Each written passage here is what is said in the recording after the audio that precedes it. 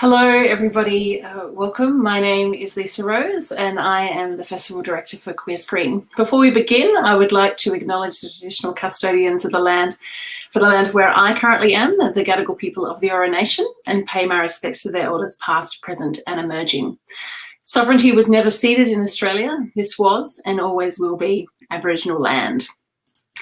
Welcome to this live Q&A that we're doing for Steelers, the world's first gay rugby club, a wonderful documentary that is directed by one of our very special guests who is here today. So I'm just going to welcome him straight away. This is Eammon. Hello, Eammon. Hello. Thanks so much. At very early 7 a.m. where you are in Washington. We appreciate it. And I'm really excited to have Andrew Fuzz Purchas here, who is the founder of the Sydney Convicts.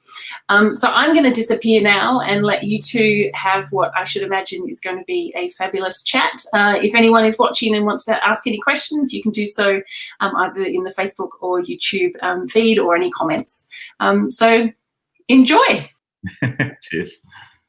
Great, thanks, Lisa, and Eammon, welcome. So, are you actually in Washington at the moment? Yes, UK. In London, and then me and my husband, we won a green card in the visa lottery last year, and it's one of those situations where you have to use it or lose it. So we relocated to New York and rode out the pandemic, and then a week ago we moved here to DC. And yeah, given the fact I'm a reporter, covering the election, it's perfect. So I'm a couple of blocks away from the Capitol Hill. That's fantastic. I mean, so it sounds like 2020 has been a pretty exciting year for you. I mean, obviously a big move to the United States, and can I say a huge congratulations on a fantastic documentary. You have really captured an amazing mix of rugby, bits about your history, kind of wonderful stories. Very beautifully shot piece of work. Can you just tell us a little bit about what was the inspiration for you to kind of make this documentary? Thanks, Fuzz. Yeah, well, it all happened by accident, really. As I explained in the film, I got a concussion, and it was just in the weeks leading up to the Bingham Cup, and my husband and I had just gotten married, and my family was over in the UK, and my brother came to one of the rugby games that I was playing that weekend, and I sort of was trying to impress him and went extra hard into a tackle, and then that's when I got concussed, and I didn't want to go to the Bingham Cup and just, I guess, drink on the sidelines. So I'd always had this idea that I wanted to make a documentary on the club, and I thought, well, this is the perfect opportunity. So I hired a cinema lens, and I just took my camera there, not really knowing what to expect. And a lot of the time I sort of started off feeling a bit like a fraud, just standing there with the camera, filming my friends, waiting for something to happen. But once I started doing all the interviews and the three characters, Nick, Simon and Drew, were so honest with their stories and they were telling these beautiful stories, I knew that I had something special. That's interesting, because those three characters are absolutely fantastic, and obviously, yeah, the King's Cross Steelers, they had 6 teams competing in the Bingham Cup in Amsterdam. So it was the biggest contingent that was there. You had obviously a short amount of time to kind of capture this whole documentary. How did you choose those 3? What were the criteria? And was there a bit of, I know a bit about rugby clubs, gay rugby clubs. Was there a bit of bitchiness about who was going to who wasn't? There were definitely some people who wanted to be focused on a bit more than what they were getting, but it was all in good fun. But basically, I went there not really having anything lined up, to be honest, and the intention was at the start of the film not to have myself in it. I was just going to let the players narrate their own stories, and so I knew I really wanted Simon's story in there because his story and mine are quite similar with the mental health battles and the depression, and we'd both spoken about being on antidepressants in the club before. So I approached him first, but as you saw in the film, he was having a hell of a week. His dad was having surgery. His sister had just given birth to a baby, so his head was everywhere. And at first, on the first day, he said no, and I just politely kept pushing him to because I really, really wanted his story. And then on the second day said, fine, I'll do it. But then Nick, I didn't really know Nick all that well before this process. And again, by chance, after that first training session on the first day you see in the film, I was sitting next to her on the tram heading back to our hotel. And I was just saying, oh, Nick, how did you get into rugby anyway? And she told me her grandfather's story. And I thought, you're the second person. And it was quite interesting because I didn't ever imagine that one of the main characters in a story about gay rugby would be this woman coach. But actually, I think it was really important because she gives this whole other element and dimension to the film, which we can talk about. But and then I sort of was asking her, well, who's the third person I should pick? And she suggested Drew. And then as it turned out, I'd already filmed all of Drew's drag shows for some social media videos I was making for the club. So all these things kind of had to happen for the film to be made. And I'm a big believer that sometimes things are just meant to be. And I think that's the case here. Yeah, I mean, that's an amazing story. I mean, I think I was involved in the making of Scrum, and, it sounds like your movement into who to choose was a lot more organic. And I mean, and I think the beauty of the beauty for the documentary was actually shown in that. And I mean, I'd like to pick up on your selection of Nick as the coach. And I remember when talking to Lisa, who's a festival director, and she was amazingly interested in the fact that there was a female lesbian rugby coach. And and I was reflecting back on the Sydney Convicts. We've had, we're a lot younger than you guys. In 15, 16 years, we've had two female coaches, and it hasn't been such a big issue. But I'm kind of interested from your perspective, is a female coach in obviously a rugby, which is a very masculine game. How do you think she responded and reacted with the guys? And, and her father's story is so beautiful, but, and she was so emotional as well. Yeah. But choosing her, and do you think it's something, Lisa found it weird that there would be a female coach involved in rugby, let alone gay rugby? Yeah, and I also had the same thought when I first joined the club, and I was in the fourth team and she was the coach of the first team and the kind of overall director. And I remember thinking to myself, who is this woman teaching us how to play rugby, and why should I listen to her? And what I found really interesting was over the course of the coming months, like when she would come down to our team and give us tips, I was like, wow, she's actually really good in telling me things that no coach has ever told me before that are really helpful. And when I made the film and I sent it to one of my producer friends in Australia, who's a really well-respected producer, her feedback was, oh, we need to establish Nick's credentials earlier at the beginning, because I just thought she was some politically correct appointment, a woman coaching a gay men's rugby club, blah, blah, blah. And I thought long and hard about that. And I was like, actually, I like the fact that perhaps when you watch this film, you might think, yeah, who is this woman coach? And by the end of the film, you realize she's actually this incredible person who deserves to be there and is this phenomenal coach who loves her players. And hopefully some of those prejudices that we have will be broken down. And even in the gay community, sometimes, like, especially as a gay white male, who are definitely the dominant group under the LGBTQ umbrella, like, we definitely have to check our own prejudices sometimes. And that's why I think it was really important to have Nick in this film.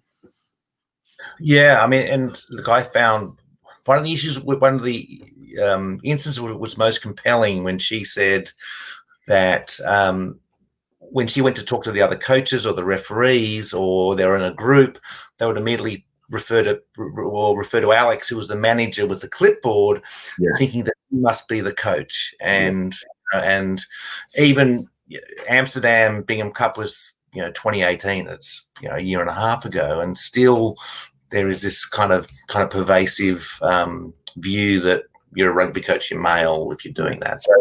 So I think the way you captured her was kind of absolutely brilliant, and she's a wonderful character, and so many like her. What did you think of her like speech? You know, after the Steelers met the Convicts in the first game, and there was that bit of argy-bargy at the end, and then she like rips into them in the team huddle after. What did you make of that? I loved it. I can't. I don't think. Well, I couldn't remember exactly what happened in the game. I was playing in the tournament, but not in the first team at that stage, so I couldn't actually remember what actually happened. But I loved it how she actually just drove it up and saying, "Fuck you, this is not us." Yeah. And she was no holds barred, and she was obviously someone who had the utmost respect of the players. Yeah. Someone who obviously had been there 3 years. She'd risen to that position. That she's the coaching director of a rugby club with 6 teams. The level of passion that she had for the tournament, was just powerful. And then seeing her compete in it, I mean, it was so heartwarming. So, and I think you gathering all of those bits together was really great. And you didn't know that she was such a hard ass until you saw that. And saw that. What really funny was, making the film, the players and the coach Nick were so welcoming and comfortable with me just being there with the camera. And because I had filmed with my camera at training sessions I used to do the social media videos for the club. I think they were all used to that. And so when I did the interviews, it was just me, Nick, Simon and Drew in a room with my camera.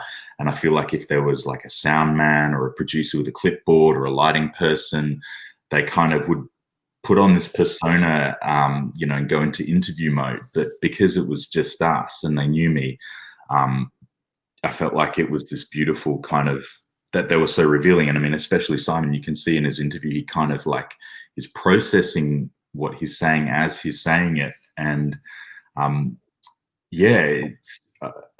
was just, so blown away at how open they were. Yeah, I mean, and look, and I think you captured that beautifully. And obviously, your relationship with them lent themselves to being very much themselves and being open. And I mean, it's a true credit that you're able to do that. And I mean, I think, and obviously, a very important part of the story, and which is very particularly compelling, is your story. And it highlights the struggles of that many same-sex attracted sort of adolescents, young people, even adults may have, and just thinking about what you had to endure was absolutely, heart-wrenching. I mean, it would be great. I mean, I got the sense that you were a little bit reticent to kind of really describe some of the heartache and some of the bullying that you were exposed to. It'd be interesting to get a little bit more detail on that and actually what you were exposed to, which was sounded big. Yeah, it was funny going through this whole process. I feel like that was almost 5 lifetimes ago. And that person, that little kid who had no confidence, who was constantly anxious and ashamed, like that doesn't feel like it was me. And so like going through and like I just even get a bit teary thinking about it now, going through this film, I had to kind of open those boxes that I'd closed so tightly. And I even had to question myself, like, did that really happen? And I guess like I didn't want to make it too much about me. So I picked that one story about how I was out at school to kind of tell the biggest story. But basically throughout high school, it was on a daily basis. I was called a poofter, a faggot, a fudge packer. Every corner I turned, it felt like, and people, I just have these like images of walking around the corridors between classes and people sniggering at me or yelling names. And it's funny because someone actually messaged me like an hour ago on LinkedIn from school and was saying how his mum saw me on the news. And then we started sort of talking about what happened at school, like reminiscing. And I said, oh, to be honest, my memories of school are kind of clouded by all of the bullying I got. And he was like, oh, I'm really sorry, if he contributed. And it's funny how those people don't necessarily remember what they said or did, but I certainly didn't have a profound impact on me. Like even into my adulthood, I guess it would just rear itself in ways that were unexpected. So even though like being gay and being queer now is like quite mainstream, for those of us who grew up when it was a challenge, like there are definitely scars that are left behind that kind of rear their head.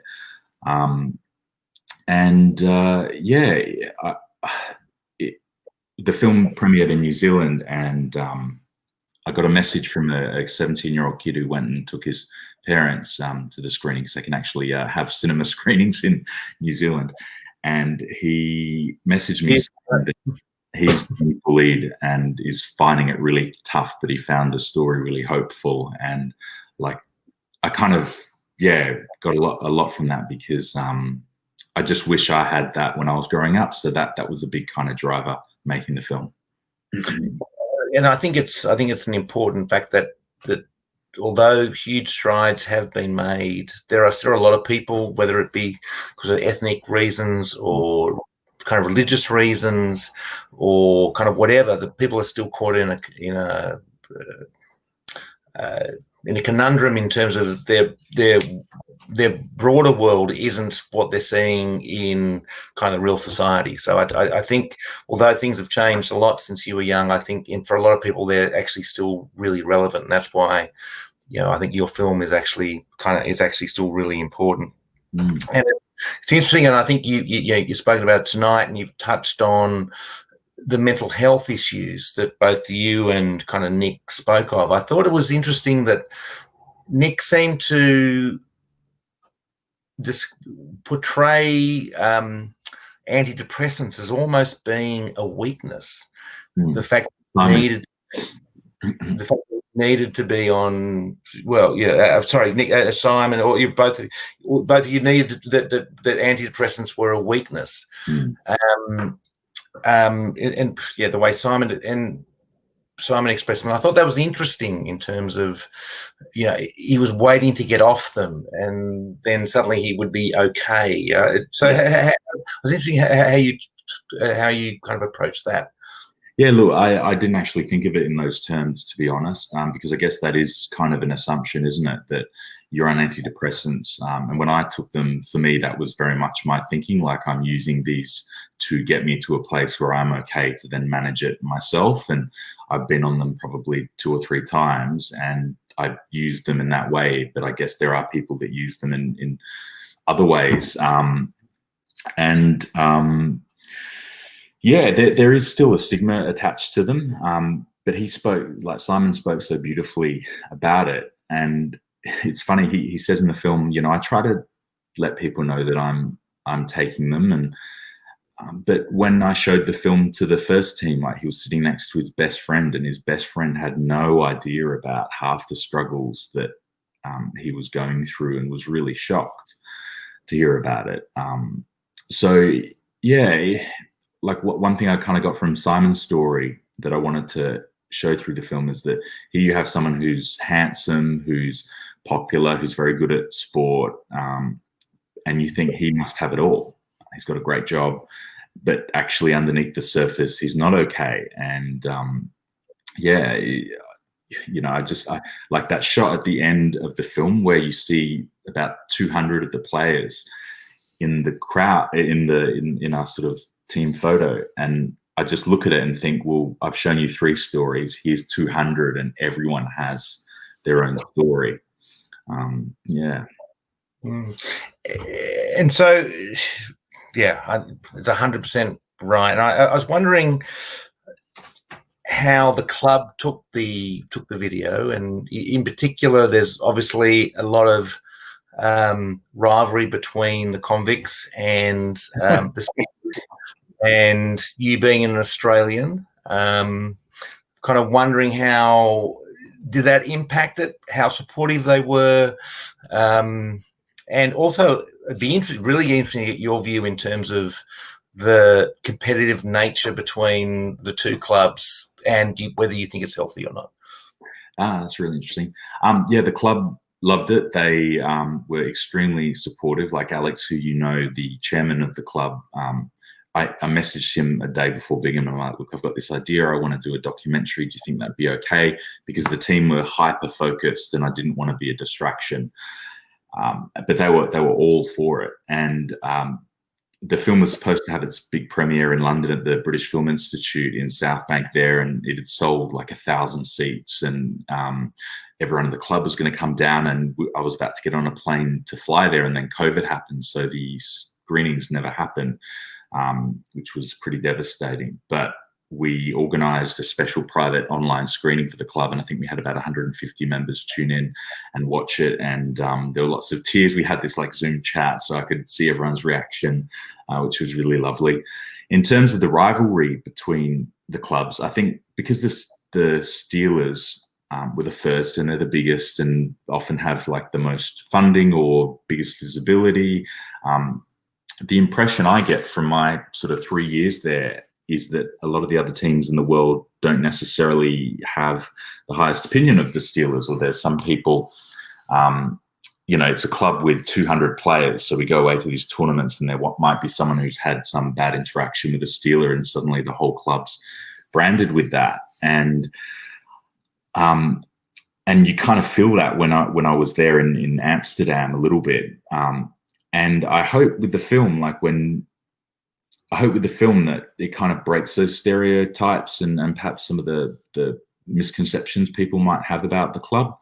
So I'd be interested to hear kind of your view on what you think about that. Obviously, there's a fierce rivalry between the Sydney Convicts and Steelers, and you guys beat us in the end, and I was like devastated. I had my heart in my throat when I was filming, and we got that first try. And I remember telling my husband, I was like, that's it, my documentary's ruined. We didn't get the win and the ending that I wanted. And it took me 12 months to work out, when I was editing it, how to finish it and how to complete that story arc. And in the end, I think actually the fact that we didn't win kind of is a more powerful thing for the film, because it is that message, like, life doesn't often go your way, but it's not about the outcome, it's about the journey. So, yeah. Yeah, look, and I'll come back to that, the ending bit, and whether winning or losing was better or not. But to your question about, look, I think the Convicts feel very much the same way as the Steelers in some respects, as kind of the tall poppy wanting to be dragged down. And, you know, and I think that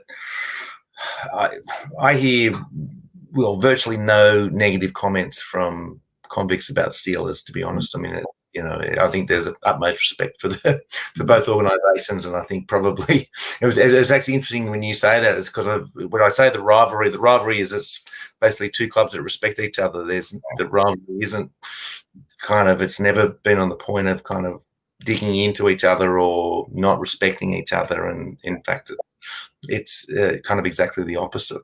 Yeah, and when the Steelers came to Sydney for the Bingham Cup in 2014, I think they bought 3.5, 4 teams. They were by far the biggest, group, and they travelled a long way. And you know, and it's and they always play it. They have a very similar ethos to the Convicts in terms of it's about rugby, you know, and obviously being about rugby can be a lot of broad things, as it showed with Andy in terms of doing drag and whatever. It's not just about on the field, but the club, the club loses its rugby core, then it will lose something. Yeah. So it's interesting in terms of the ending of the film and the loss, and you spoke a little bit about it, that you thought it was the end. But I actually thought it actually made it more powerful, as you said. Did you? But I was interested whether you tried to, because people were quite reticent to speak after the loss. Yeah. It was palpable that and I think in some respects the human emotion of disappointment is significantly more impressive in a way than joy. You know, I mean, joy can be demonstrated in so many ways, but seeing that visceral disappointment is very, very real. So, How long did it take you to realise that that was probably the money shot, I think? Well, on the actual day, I was like, I'm just going to keep filming because that's what I know I have to do. And I tried to interview people, and I could just tell that they were not having it. And Nick didn't want to talk, basically, and I knew that I had to get the closing remarks from her. My training as a journo kind of stepped in, and that was the time I felt most distant from like where I had to put my filmmaker hat on, because I was like, okay, you have a job to do here. You have to get as much as you can in this moment. And when I started editing the film, I originally didn't put myself in as a narrator, and the characters were going to be self-told, and it wasn't really working. And I edited about 40 minutes, and then I reformatted my computer to make it faster because I had an old computer and the edit suite was struggling. And I forgot to back it up. So I'd lost like weeks and weeks of work sitting there, and I just went, fuck this, I can't deal with it. And I put the hard drive in a drawer, and then we moved to New York, and I forgot about it for 12 months. And then we were in New York, and I didn't really have a lot of work. And I was like, Israel Folau started tweeting all these ridiculous things. And I was like, you know what, I have to finish this documentary. And I was like, as a technical tool, I need to narrate the film to just drive it forward and explain what's going on. And then I'm like, well, if I put my voice in, I have to explain why is there this random Aussie voice talking to the audience. And then the ending was the biggest thing. And I reflected on that for a long time, and thought, like, what am I really trying to say with this film? And then once I'd worked that out, it just kind of all tied itself in a bow, I guess. And yeah, I was really happy with the end result. Yeah, that's awesome. And look, and we've got some questions coming in, and I'm going to tie one of those questions in with one of mine. In terms of, are there plans to release the doco sort of download, or can they get it on DVD? Yeah. Oh yeah. I would love to. It's I'm basically doing this myself. I've got the help of one of my friends who's a distributor in Australia, and there'll be like a small cinematic release in late October and September. And I think we want to try and partner with you guys on a special screening in Sydney. And as for that, I'm kind of chatting with like all the online, streamers to try and get this up there. But it's a real hard process. It's basically just me chipping away with my emails with the help of some people. So if anyone watching knows any contacts, please, I would love any help I can get on that front. And kind of maybe just to finish up, it'd be interesting in terms of understanding how kind of COVID has affected the plans that you, in fact, I'm not going to finish on this note, I'll finish on a positive note, but how COVID has affected the release and your plans in terms of getting this really important and beautiful documentary out into the public. It's definitely changed it. It's just meant that festivals have sort of moved online. And I haven't been able to actually see this in a cinema yet myself with an audience. Wow. A shame, because, how often do you get to make a movie that's in a cinema, right? And then, yeah, so on a personal level, it's been disappointing, but you know what, like, you just have to roll with it, really, don't you? And I'm so grateful to Queer Screen for picking this, and I really wanted somewhere special to have its Australian premiere. And like, I lived in Sydney as a lawyer, and I went to Mardi Gras, and I know Queer Screen does the Mardi Gras Film Festival, and like, it's just a real honor, and it's really special that they chose my film. So thank you. Yeah, look, I like to endorse that. I mean, Queer Screen, they're an amazing organisation that have been going a long time and doing better and better things. So, Eammon, I think an awesome documentary portraying gay rugby in a really different light with a lot of different characters, a beautiful portrayal. So thank you very much. I mean, I guess the last question I really wanted to ask was, so how did your family feel about it when you saw it? There was a beautiful bit about your dad responding to some homophobia, and I was just kind of interested in terms of exactly how did you feel, or how did they respond when they saw it over whatever medium? So they knew I was making a documentary about the team. They didn't know that I was telling my story so personally, and I didn't want to tell them that because I know my dad, and he would just worry and think it over too much. And when I came back to Australia to visit, I sat them down and like, look, I want you to watch this film, and I'm just warning you that I do actually talk about the bullying and some things that happened that you'll remember. Watch it. And we sat down to watch it, and I've got a little niece, and she was like babbling around and being very distracting. I'm very protective of the documentary, and I wanted them to focus. So I picked her up and went into the other room and played with her while they watched it. And I was that was probably the most nervous I'd been about doing a screening of the film. But they loved it, and it took them a little while to process it, but they said they were very proud of me. And, you know, I dedicated the film to them at the end, because at the end of the day, like, they were there through thick and thin.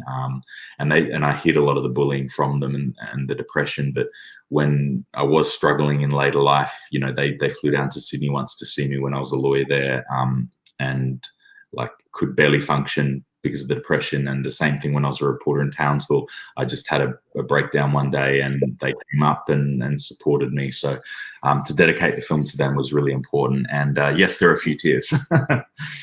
So yeah. I bet. Thank you very much. And there's been a number of comments that have come through sort of actually celebrating it. So thank you very much. Strongly encourage anyone who is tuning in to this panel discussion who hasn't seen it, or if you have seen it, make sure you tell your friends. It's a wonderful piece of work, and huge congratulations. Thank you very much. Thank you. I just popped back into the room like, where have I been? But a massive thank you, Eammon and Andrew, for what was a really fascinating conversation. I'm sure the audience really enjoyed it, as is some of the comments that have come through. Someone else is thanking you for the documentary. Thank you, mate. Rugby is family, and that's, you know, I'm an AFL girl. I'm sorry, but it really just shows the power of sport, and the power of all we want as an LGBTIQ community is to belong and find our people. And so I think you captured that beautifully in the documentary. All right, so if this has not convinced you to watch the film, I'm sure this rousing, emotive trailer will. So thank you, everyone, and enjoy the trailer. This is me, 12 years old, joining my first rugby club in Australia. And this is me now. I'm a reporter and a cameraman, so I'm used to telling stories, but I've never told one this personal. Poofter, faggot. The bullying was unrelenting, especially in sports class. So I never imagined that a rugby club would one day change my life. Nerves. I found that I had these really great players who had a real lack of self-belief. I can be a really competent gay person, but on the sports pitch, that doesn't belong to me. There's this element of being a rugby player, even as a gay rugby player, that there's a certain masculinity that you need to maintain. To me, that's bollocks. You know, I will be tough and brutal and kick your ass on the pitch. When I'm off the pitch, I will be as flagrant and as flamboyant as I want.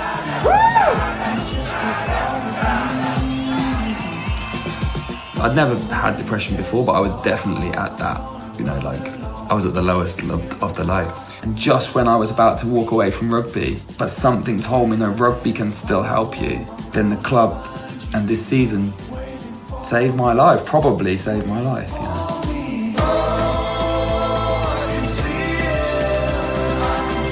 The referee often doesn't recognise me, so I feel like I'm still needed to be validated by men. That is all I want from you for 40 minutes. You absolutely have it in you. You've got more in that tank. So for me, this isn't a coming out story or a story about winning a tournament or even about being gay. It's a story about searching for where you belong and never giving up, because you just might find happiness where you least expect.